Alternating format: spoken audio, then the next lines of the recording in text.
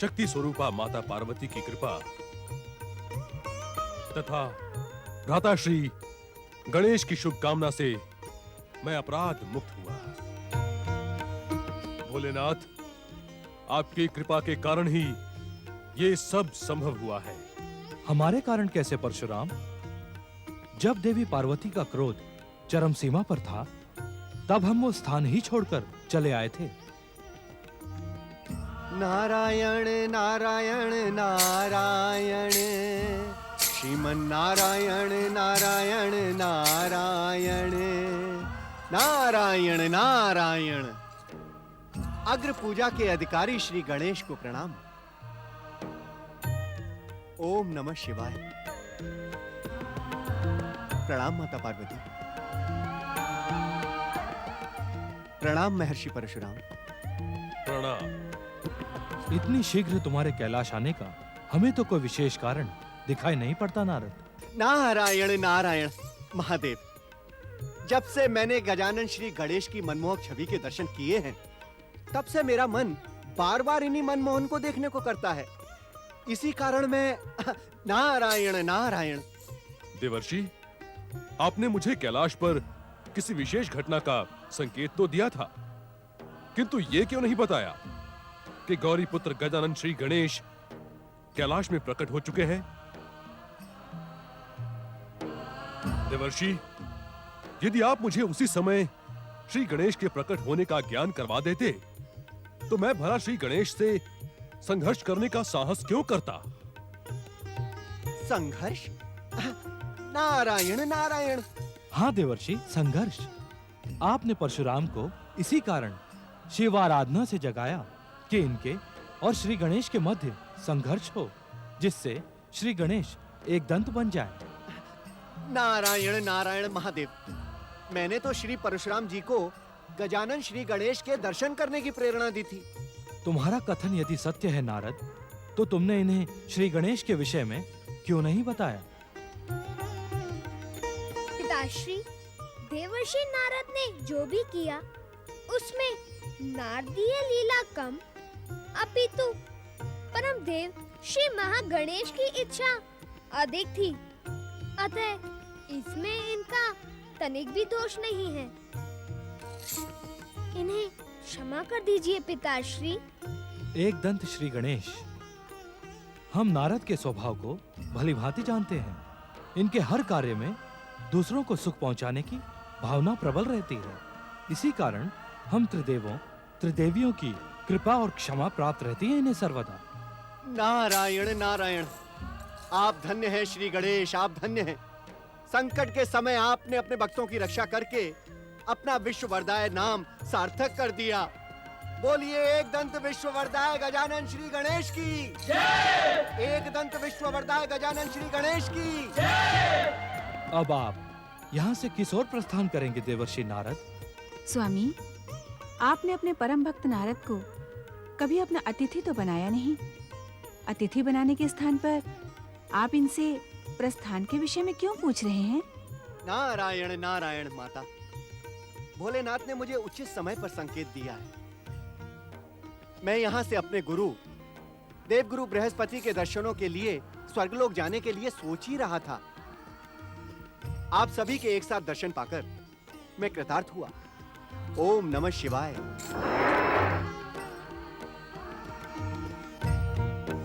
गजानन श्री गणेश की जय। गौरी पुत्र श्री गणेश की जय।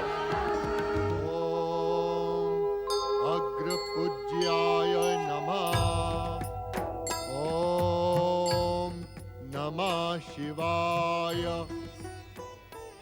ओम अग्र पूज्याय नमः। ओम नमः शिवाय। ओम अग्र पूज्याय नमः। ओम गणपतये नमः।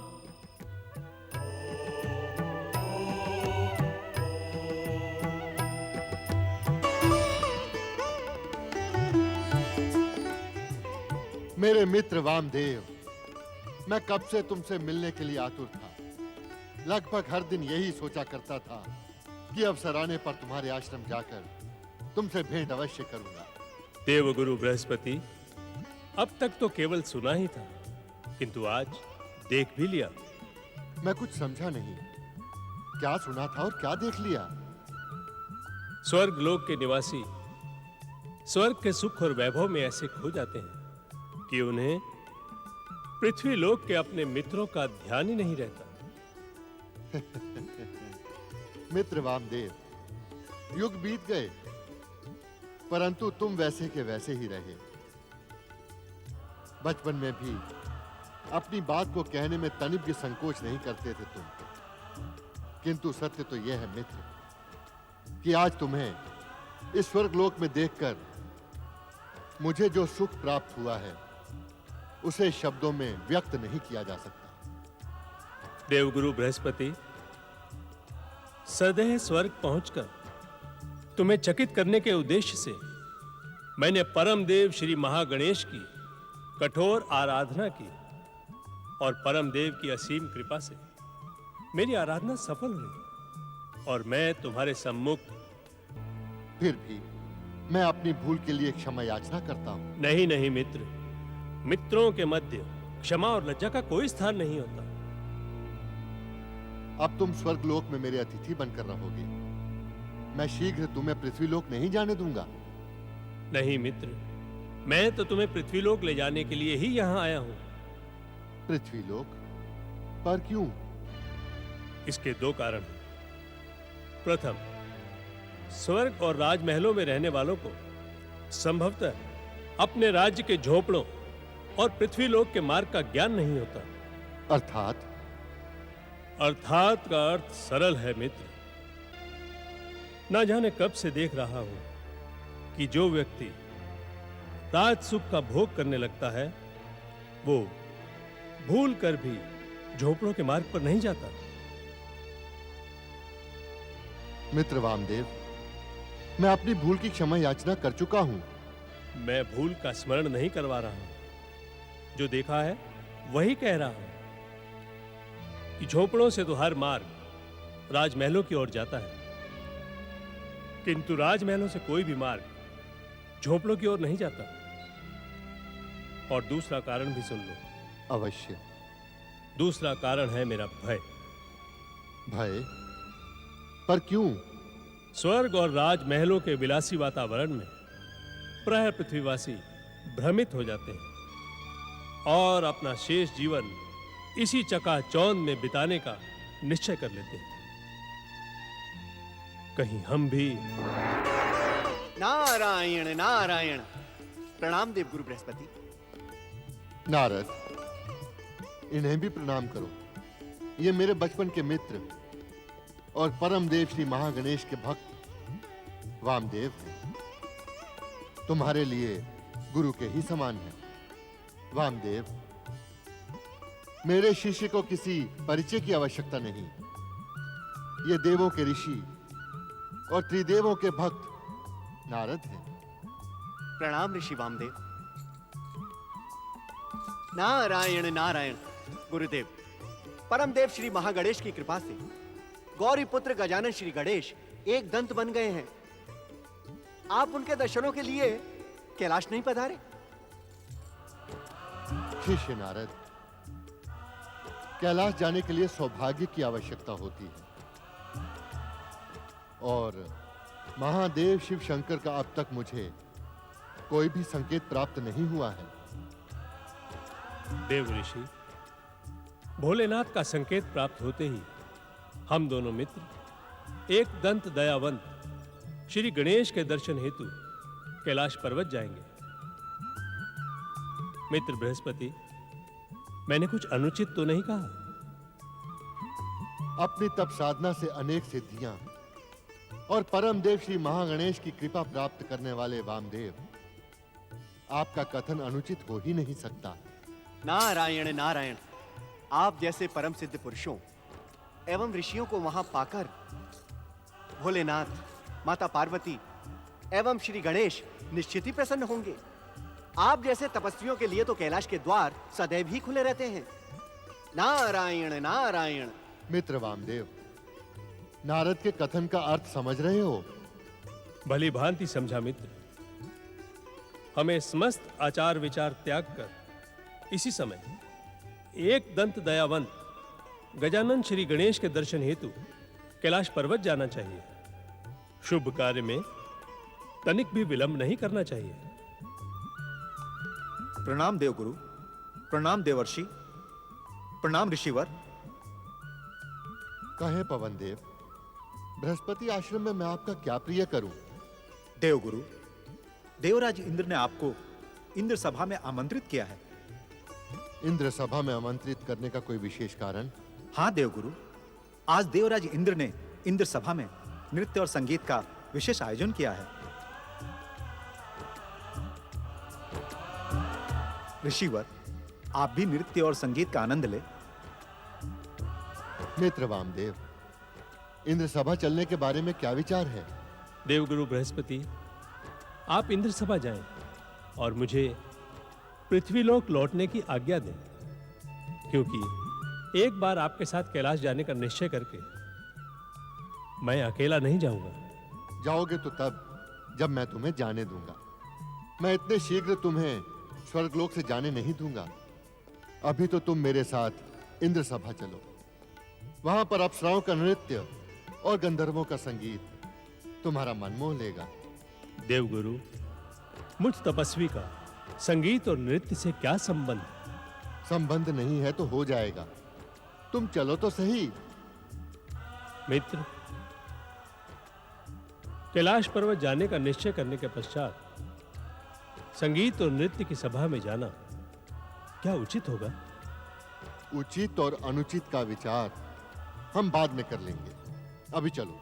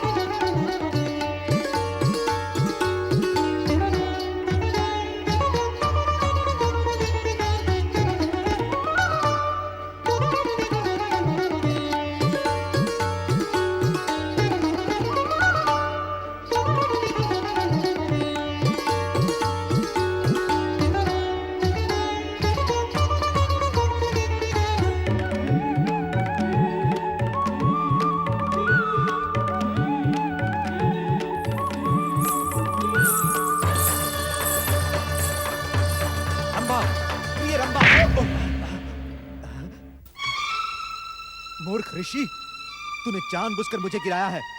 तुझसे मेरा और रंभा का प्रेम देखा नहीं गया। वाचाल गंधर्व, ये क्या कह रहा है तू? सत्य कह रहा हूं मैं। तू स्वयं रंभा के प्रति आकर्षित था। इस आयु में भी तेरी वासना ने तेरा पीछा नहीं छोड़ा। धिक्कार है तुझ पर। मूल बुद्धि गंधर्व, तू हमारा अपमान करके अपने सर्वनाश को आमंत्रित कर रहा है। नहीं नहीं मित्र, क्रोध ऋषियों की शोभा नहीं होता। इसे क्षमा कर दो। ये मुझे क्या क्षमा करेगा? इसने मुझे भरी इंद्र सभा में लज्जित करवाया है। इसकी ईर्ष्या मेरे और रंभा के प्रेम को देख न सकी। मित्र बृहस्पति, क्या अपमान करवाने के लिए ही हमें इंद्र सभा में लेकर आए थे? ये वाचाल गंधर्व निरंतर मेरा अपमान कर रहा है और आप हमें क्रोध त्याग देने का परामर्श दे रहे हैं। क्रौंच, क्रौंच, तुमने एक नहीं दो अपराध किए हैं। संगीत साधना के मध्य तो प्रेम एक विकार के समान है, उस पर भी एक सिद्धि संपन्न साधु और मेरे परम मित्र का अपमान किया है तुमने। इनसे क्षमा याचना करो। असंभव। मैं इस कामी वृद्ध से कदापि क्षमा याचना नहीं कर सकता। क्षमा तो इसे मुझसे मांगनी चाहिए। मेरे प्रेम के मध्य में आकर इसने भयानक भूल की है। देवराज, क्या आपने हम गंधर्वों को अपमानित करवाने के लिए स्वर्गलोक में बुलाया था?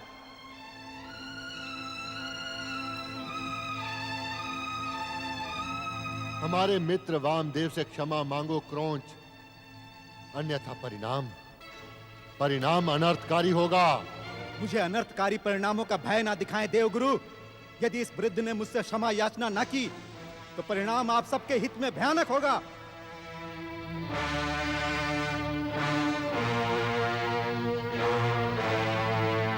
देवगुरु के मित्र हम सबके लिए गुरु के ही समान हैं।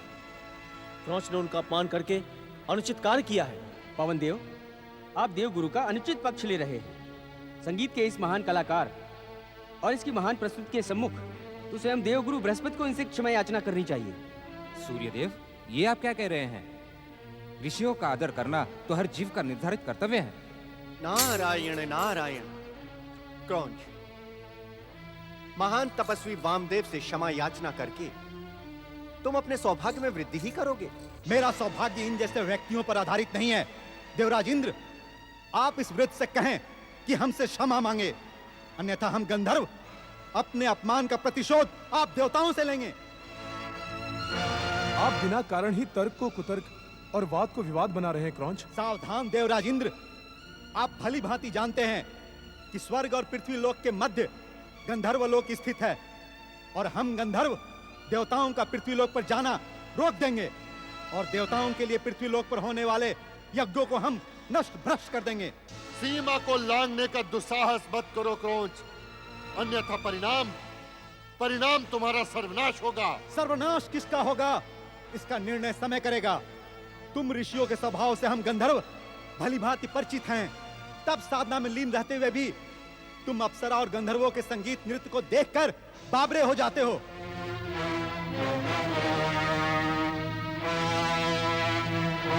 दुष्ट वाचाल गंधर्व क्रौंच, जा, मैं तुझे अपनी तप शक्ति से शाप देता हूं।